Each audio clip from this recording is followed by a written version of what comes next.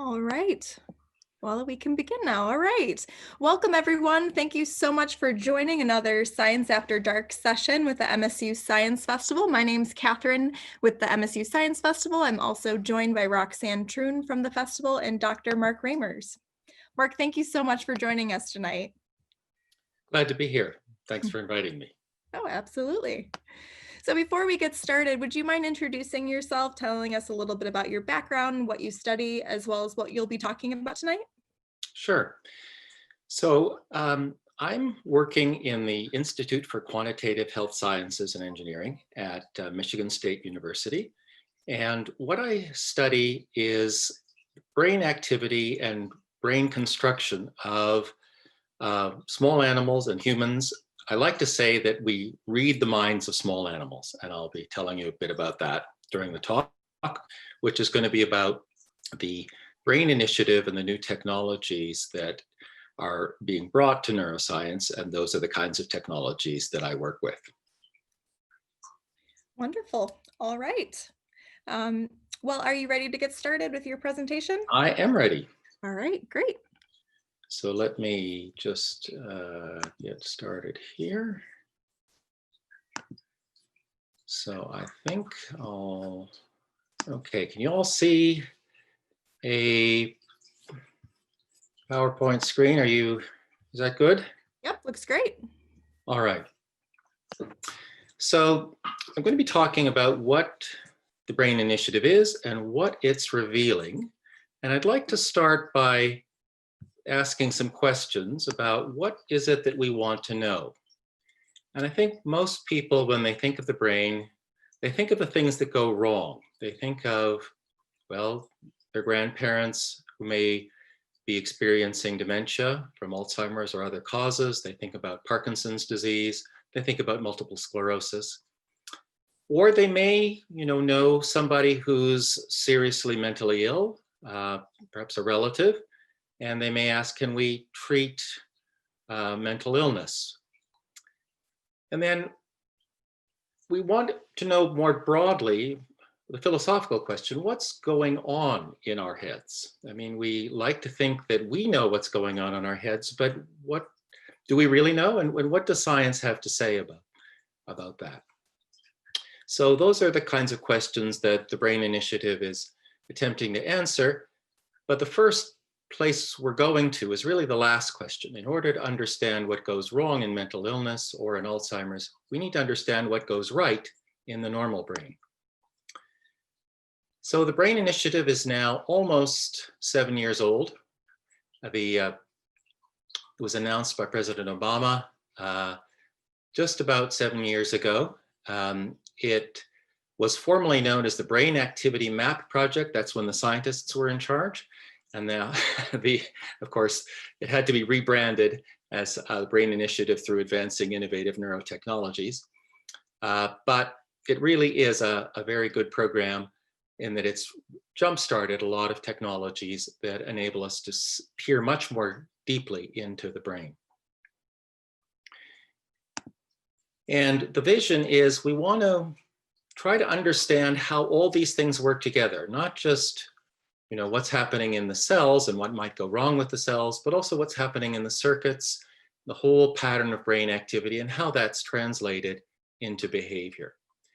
And I'm going to be organizing this talk loosely around the interim report to the NIH director on the Brain Initiative. So let's start with the question of what's inside our heads. So if you could open up your skull, which is not advisable, you would see something that looked a little bit like a sort of off-color jello that shaped a little bit like a cauliflower. And you wouldn't think that it had much to do, much complexity at all. And in fact, the ancient Greeks thought that it was sort of a cooling organ for the blood. It didn't really have any deep purpose other than to keep the blood cool. Well, now we know that inside this unprepossessing goop, there are trillions of very highly organized microscopic structures. So let me ask you, to think about how many cells you think you might have in your brain. And I'll tell you that you've got about 150 billion cells in your brain, and about half of them are neurons, which are the cells that sort of do your thinking and feeling, or most of it, and about half of them are support cells. And we used to think that support cells didn't matter so much, but you really should think of this like putting on a play. You need the actors. The actors are what commands the audience, but you also really need the staff who move the sets around, who dress the actors, who print the tickets, who take the tickets. The play doesn't happen without them, and the brain doesn't work without the support cells either. Now, one of the surprises is, if I've told you that there are 85 billion neurons, the action cells, you might think, well, probably most of them are in this big part of the brain here, which we call the cerebrum. But you and I and everyone else who would have been wrong, because in fact, the majority of the cells are in this structure down here, the cerebellum or little cerebrum. And in what we think of as our brains proper, we only have about 15 or 16 billion cells. Some people have a few more. And what's interesting is that you can live without a cerebellum. All the time, people are found, if they come in for something, they may be a little awkward, but nobody's noticed that they're missing, 80% of the cells in their brain. And they haven't noticed. They're doing just fine. They probably aren't going to be gymnasts, but they can manage most everyday modern life. So we do most of our work with about 15 to 20 billion neurons. Okay, so what do those neurons look like? So on the left is a kind of preparation that was discovered more than 100 years ago, and which won a Nobel Prize, where silver is used to tint just a small fraction of the neurons. So remember I told you it's sort of like an off-color jello? Well, if you try to look at it under a microscope, you don't see much. You see a lot of, off-color jello. But if you stain a few cells with this silver so that they stand out black, then those cells appear like shadows in the forest. And you can see that they have very complex shapes. In fact, we call these long projections coming out from them dendrites, which is sort of like a little tree. And these little trees connect this cell to thousands of other cells nearby. So there are roughly 5,000 connections on average in each of these cells to perhaps 1,000 other cells nearby.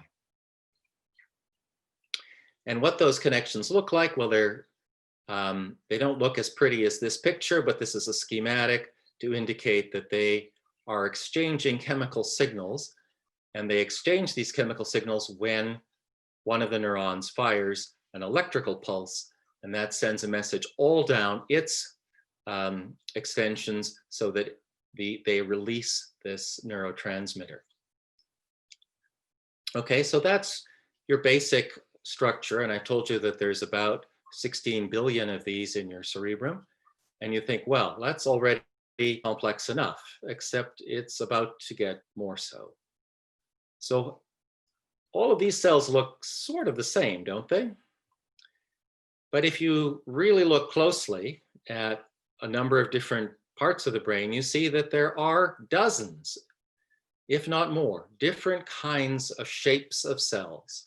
And here is just a small portion. And it turns out they all have different kinds of properties. That is, some of them will have a hair trigger. They'll be ready to fire at the drop of a hat. And some of them will be, they'll take a while to get going. Some of them will get tired easily, and some of them will just keep on pulsing for hours and hours. And so that we now know that there's well over 100. We're probably thinking that we might end up with more than 200 distinct cell types in the brain. They're all organized in specific locations and connected to each other in very specific patterns. So it's not the case that any cell just sort of sends out a whole lot of messages and they just sort of land wherever they can. They send messages to specific cells in specific other locations of a specific type. And that's quite remarkable. So we are identifying, we're well over 100 and counting, and they each seem to play a different role in behavior. Okay, so those are your basic components, but the components have to connect. So how are they connected? And that's the second aim of the BRAIN Initiative, is to try to map all of the connections. And this is not trivial. So this thing on the left that I think looks like a kind of psychedelic bicycle helmet is actually a map of the major fiber tracts in your brain. So if you imagine wearing this bicycle helmet and you put the front on here and the back on here, that's sort of a representation, a kind of fluorescent representation of the major connections in your brain. Of course, your brain doesn't have colored connections, nobody's does. This map is colored so that the front to back connections are displayed in green. The side to side connections are displayed in red. So it helps you sort of keep track of who's connecting where.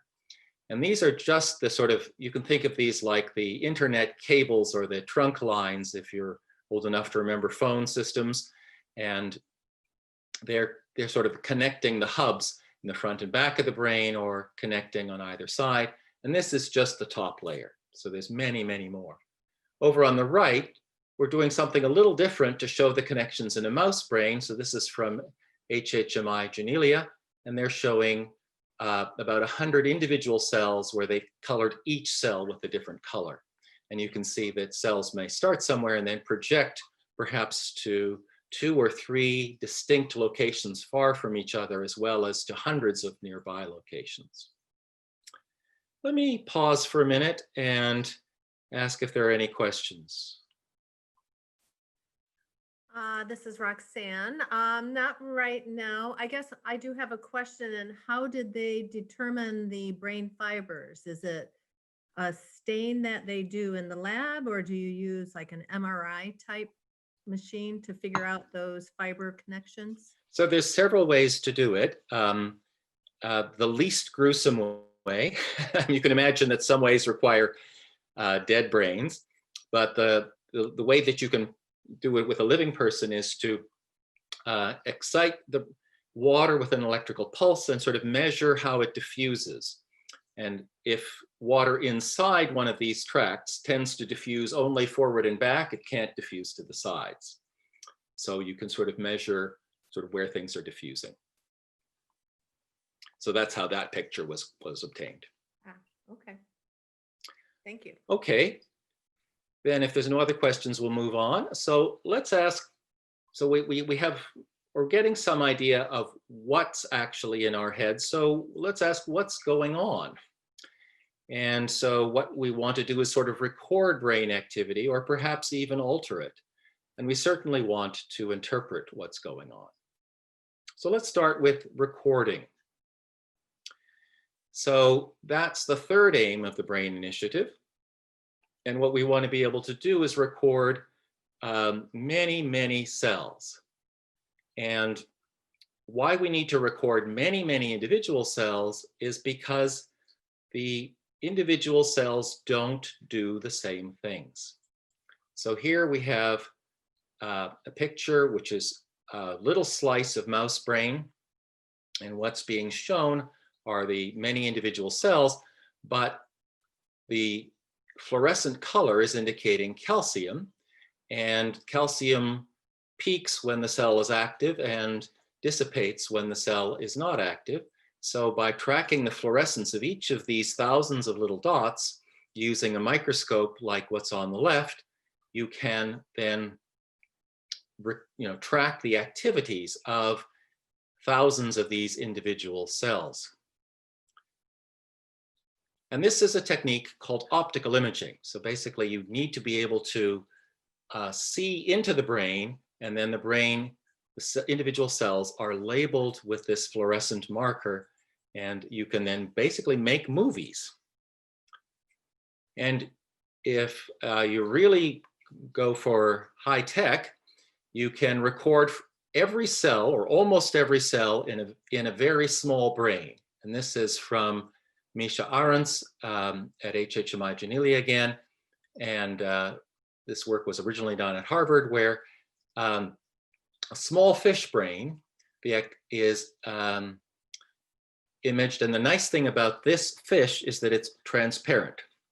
So you can actually see, and what he's done is illuminated the neurons a few thousand at a time with a sort of a moving laser. And then he's recording all of their activity and made a giant movie out of this. It's a huge movie.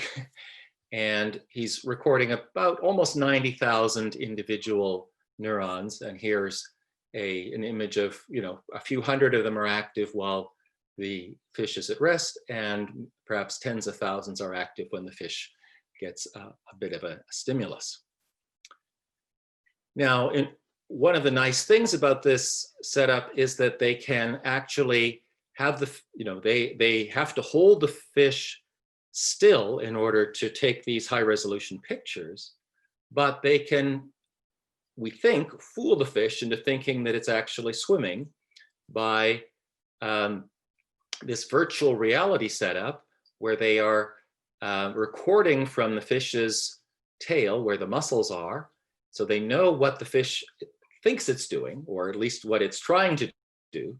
And what they do is they move the environment in a way that the fish would act to correspond to what the fish would see if it were actually moving. And so we can get some idea of at least how the fish is reacting to various things that happen to it. So that's sort of a brief introduction to how we record brain activity now. But we also want to be able to do experiments. We want to alter it. And if we are going to try to treat, say, neurological disorders, we may want to alter the activity even in a human brain. And the key thing right now is that scientists 20 years ago or so fished a protein out of algae that has the remarkable property that when you shine light on that protein, it opens a channel to let in ions, positive ions, from the outside of a cell into the inside of a cell, and that's what will trigger the cell to fire. So you can make cells, brain regions fire, and you can see what they are actually going to do. And here is a rat wearing an apparatus that will actually stimulate specific neurons on its brain when the experimenter wants. So that's a way of finding out, well, if we make these cells fire, what do they do? So now we want to come to the interesting things. What are we learning? What can we make of all these measurements and all these experiments that are being done? Well, I'm just going to survey a few things. So one of the things we've studied a lot is memory, and that's a project that I'm involved in. And we find that if you record from the neurons in a place called the hippocampus of a rat here or a mouse, then you'll find that as the animal moves through its activities during the day, various sequences of these neurons will fire in relationship to the kinds of experiences the animal's having. And so neurons that correspond to something happening a moment before something else will tend to fire before the neurons corresponding to the second aspect of the experience. Okay, now what's happening then is, as the animal has a specific experience, the neurons are sort of getting trained in a line So they'll fire more often in specific sequences as the animal does a task. And this is what happens with us as well, that the neurons seem to fire in specific sequences as we have an experience or learn to do a task. And then what's remarkable is that you'll often see many of these same neurons firing in almost exactly the same sequence during deep sleep. And this process of spontaneous firing, we call replay, turns out to be critical for forming memories. So if experimenters interrupt this process and prevent these sequences spontaneously from firing, then the animal acts as though it has no memory of what has happened the next time it's in that situation. And we think that that's why, if you study very hard for an exam, if you get a good night's sleep before, you find that you remember most of the things you've studied. Whereas if you stay up all night, even if you got good night's sleep the night before, the previous night, so that you're not tired, you won't really remember very much. So it seems that this active replay during sleep is critical for actually burning in the circuit, so to speak, of memory. So speaking of memory, what happened? So now you're at your exam and you're trying to remember something. So what's happening in your brain as you're trying to remember something? Or equally, you're meeting someone on the street and you're thinking, I know this person, where do I know them from? So you're trying to bring something to memory. And it turns out that if you record from patients whose brains are being opened up for epilepsy surgery, and then you ask them to remember, say, a childhood event or something that they did last week, then typically the activity starts on much more on the right side than the left side, and typically starts at the tip of this temporal lobe here. And as they try to recall what it is that happened, you get this surge in activity, and just as they've got it, then this activity will disappear, and then activity on the other side of the brain, but not on the temporal lobe, but now in the prefrontal cortex, will start appearing. Now, the important thing to remember is that underneath here in a human being is our hippocampus. So that's what seems to be happening, is that hippocampus is sort of searching through these alternative scenarios and trying to find out, okay, which sequences really belong together. And then as soon as you've got it, then the activity switches over to the prefrontal cortex, and these happen to be near your speech and planning centers. So this is, you're about to say something, or you're about to think about what you're going to say. And so those will trigger there. And this is all happening. This is all a second and a half before you start speaking. So lots is going on in your brain, even in a split second.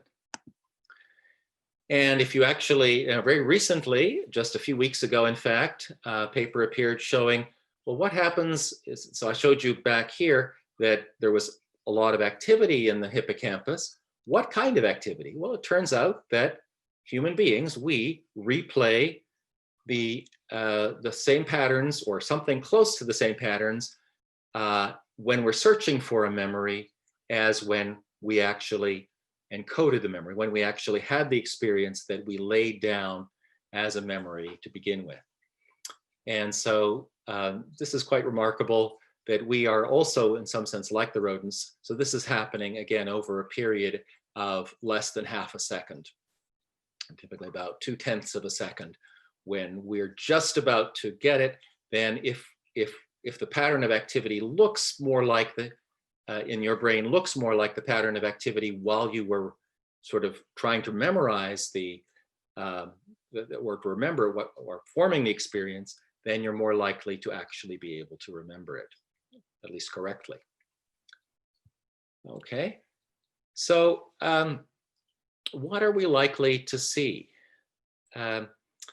So I think we can expect to see many many more recording technologies, and we'll see, I think, much more detailed maps of what is going on in your brain as you think a particular thought, as you experience something, if you feel bad or if you feel good. I think we'll have a much better idea of what's going on in your brain or in an animal's brain.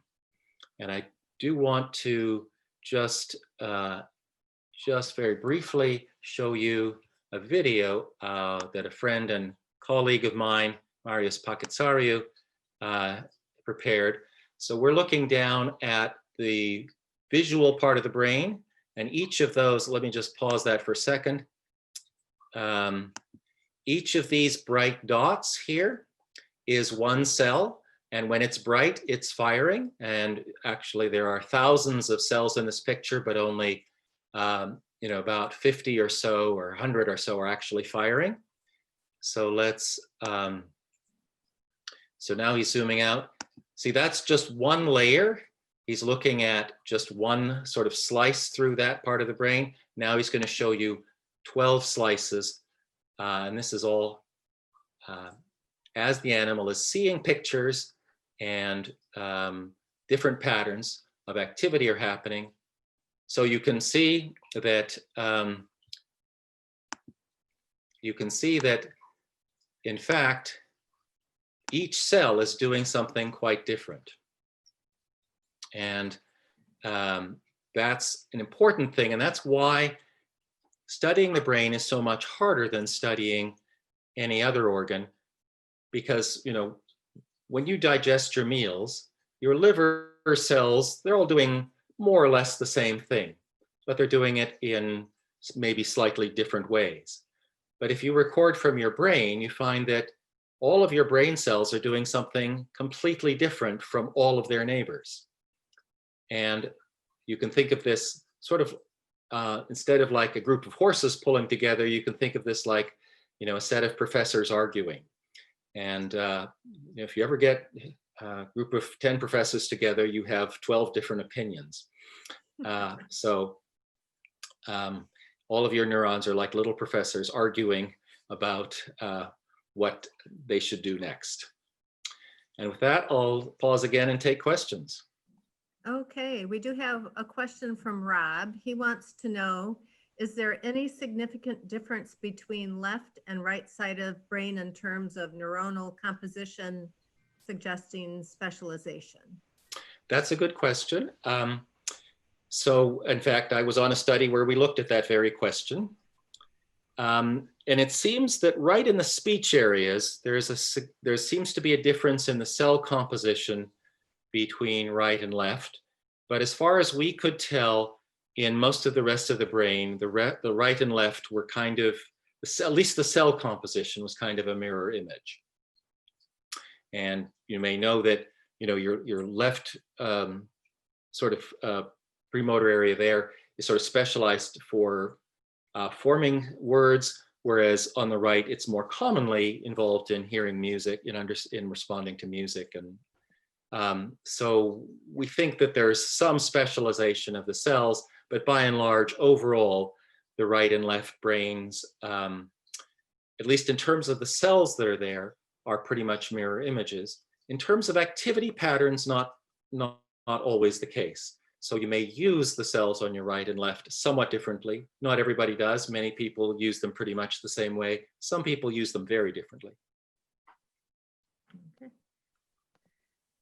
I have a question. So you were talking about the memory and sleep deprivation is not great for your memory. So what goes on when you can't think of a word or you can't think of somebody's name, and then 5 minutes later you'll be doing something else and that memory pops up into that image of what you were looking for pops up into your head? Is your brain still in a loop trying to figure it out? That's a very good question. We would have to be recording from people while they're having that experience in order to really know. And so far, it's already quite an imposition on these patients to record them as it is. I expect that somebody will do that in the next 2 years, and we will probably have an answer to that question. My guess, based on what we record from animals, is that that's exactly what's happening. Because when we record from animals, we find that if the animal is just taking a quiet pause for a bit, not doing what it's busy doing, just taking a break, then we get the same sort of replay events that we get during deep sleep. They're briefer, they're shorter, and there's not as many, but we do get them. Okay. And we do have another question from Gene. He wants to know, what about functional differences in the hemispheres for handedness or eye preference or those types of things? Yes, so that's not something I know a lot about as an expert. I can tell you that there are some anatomical correlates of things like handedness preference or eye preference. One interesting thing I learned from a motor neuroscientist a few months ago was that for most people, their right and left hands both have strengths and skills. Your right hand, most people, the right hand is better at placing into space, projecting. You can project it accurately to a particular location, but your left hand is typically better at modulating force.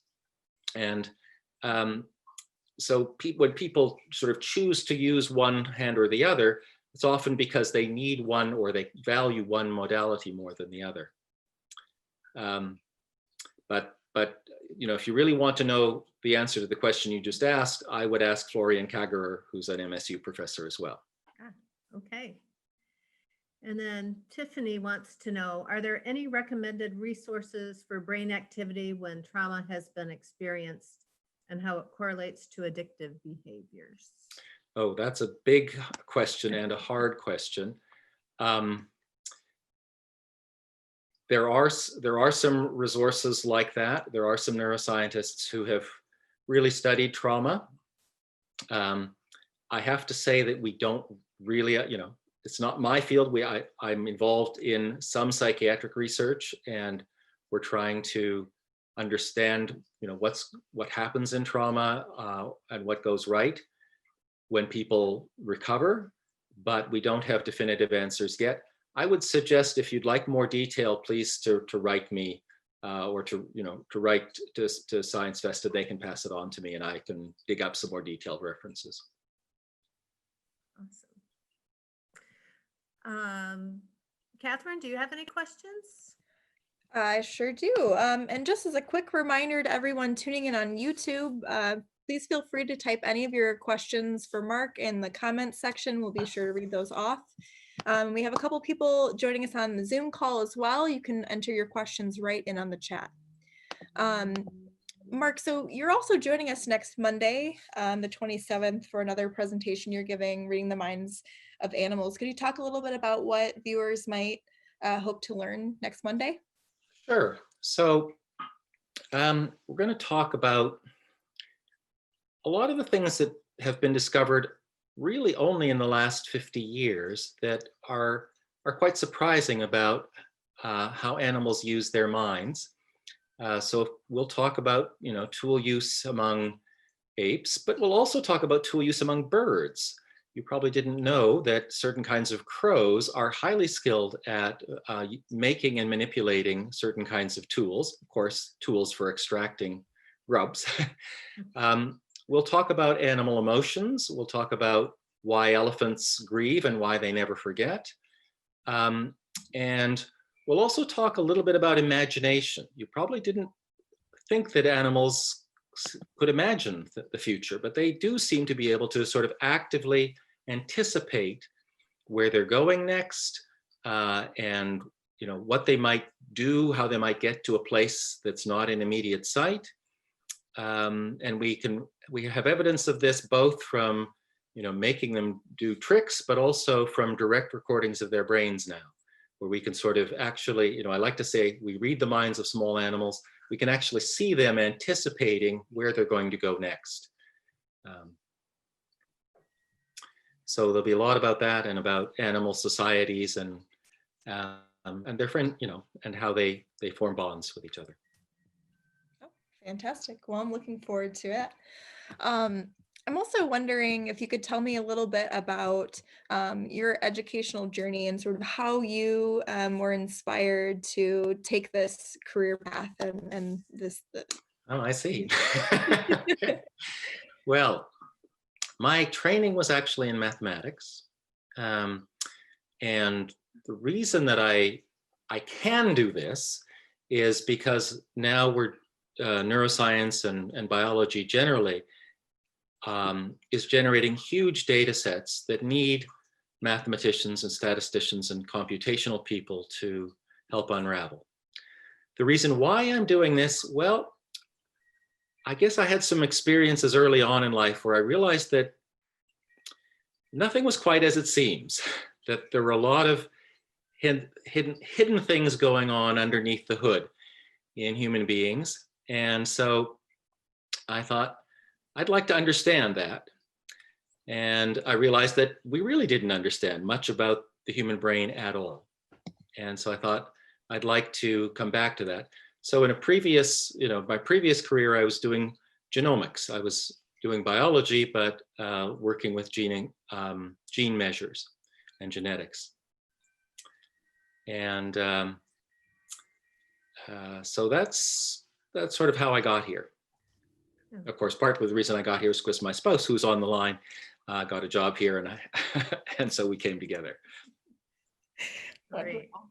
We did have another question come in from Gene, and he wanted to know about physical trauma. Have amputees' brains been studied to see how their motor cortex reconfigures itself? Yes. Same concept as studying polio victims who regain functioning of different muscles. Yes, so that has been, in fact, people at MSU are studying that kind of thing as well. And so one of the most common things that's observed is that brain areas that were sort of dedicated previously to the limb that's been amputated now sort of get grown over by neurons that drive sort of neighboring parts of the body. So you'll get an expansion. So if you lose your thumb, then you have an area of the brain that's sort of dedicated to the thumb. But over the next year, the areas devoted to your palm and your fingers muscles will grow over that, and sort of all those same neurons will sort of assume functions related to the other fingers. Interesting. And then Lynn has a question. She said, a friend's Polish grandfather had a stroke. He could no longer speak English, but he could still speak Polish. Why didn't he lose the ability to speak both languages? Okay. That is a question that's puzzling neuroscientists even today. So that phenomenon has been noted before.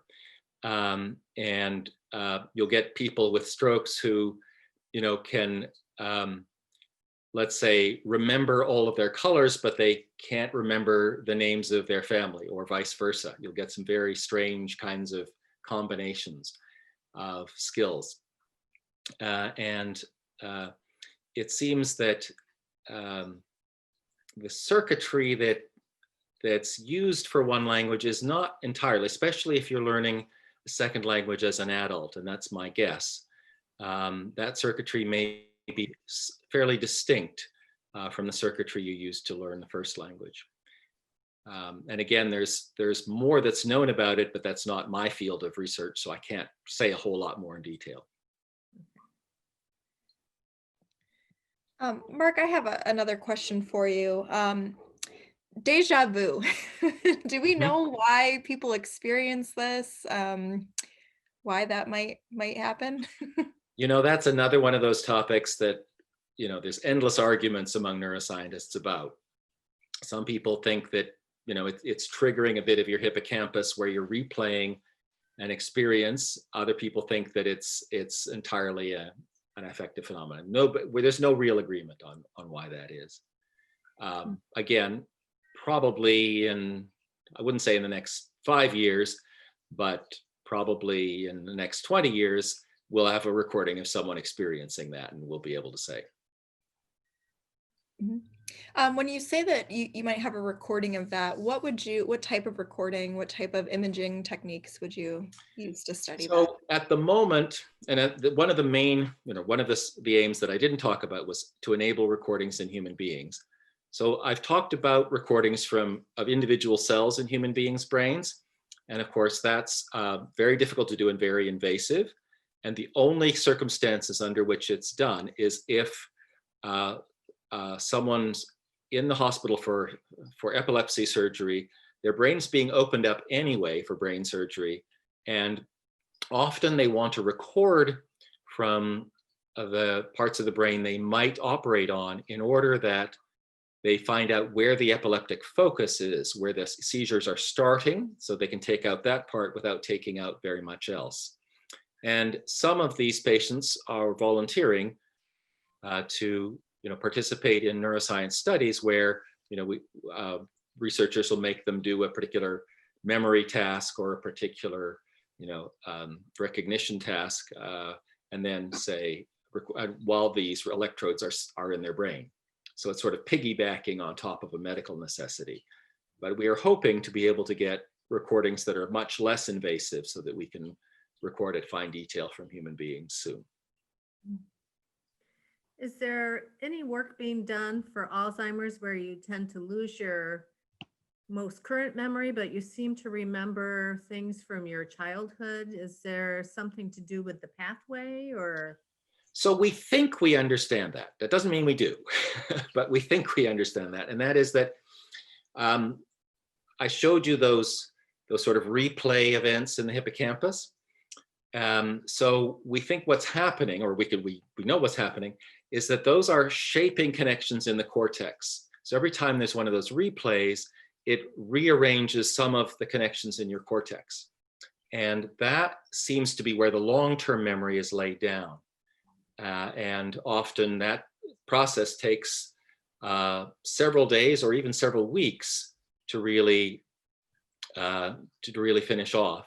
So what's happening with Alzheimer's patients is that they're not laying those down very well. They're losing, they can't replay what's happening in replay from the hippocampus, so they can't lay down the new memories, but they've still got the cortical circuits that they shaped maybe 20 years ago or 50 years ago even, and those are still functional, at least for another few years. Yeah. Okay. Great. Well, we have about 10 minutes left. So if you have any more questions for Mark, again, if you are on the YouTube stream, be sure to enter those questions in the comments section, or if you're joining us on Zoom, feel free to use the chat function here. Mark, for you, I know there are a lot of unknowns and mysteries still out there around the human brain. What are some research interests for yourself? What are some big questions that you're most interested in right now? Well, so a number of things we're trying to do. I'm particularly interested in the variability. You never think the same thought twice, even though you think you do. And you never do the same thing the same way twice. And I want to understand what's happening as we react to the same circumstances in different ways, and how different people react to the same circumstance, and why people, some people feel more strongly about something and other people less so. We're looking a lot at some of these big data sets. In fact, just before the call, I was working with that fish data set, because they've got the whole brain recorded, and looking at variations in how the fish responds to essentially the same stimulus, and what I'd like to understand is whether that's, or how that's correlated to the fish's state of mind and mood. You might not think fish have moods, but they do. They can be very confident, or they can be very fearful, and different fish sort of tend one way or another, but even the same fish can feel very differently. If it's had a bad day, it'll be very fearful. And some of my colleagues give zebrafish good days and bad days and see how they react. So those are things that we are trying to understand. And one thing we're also trying to do is build a new kind of microscope that we think can image the whole brain at very high resolution, rather than just a part of it. And we want to see, what's the traffic between all these different regions and different ends of the brain. How are the two sides of the brain talking to each other? How's the front and the back of the brain interacting? So if we get back from COVID, we're hoping to gear up, and we've actually got some of the microscope built, and we'd like to finish it and actually start recording from some animals. Fantastic. A talk for another year. Yeah. If I can get that working, yes, I'd be happy to come back and talk about that. All right. Well, if there's no other questions, maybe we'll wrap it up. Yeah, I don't have any. Roxanne, do you have any other questions, or anyone there on the Zoom call or on the YouTube stream? No, I was thinking we should probably wrap it up since it doesn't seem to be any more questions out there. Great, fantastic. Well, Mark, thank you so much again for joining us tonight. Looking forward to chatting again with you on Monday, the 27th. For anyone tuning in, we hope you'll join us again. The title of that presentation is Reading the Minds of Animals. Again, that's Monday, April 27th, starting at 7 p.m. We'll be live on Facebook. And we also have a whole range of programs throughout the month of April as well. You can find more information on all of that on our website at sciencefestival.msu.edu. And thanks again, everyone. Have a great night.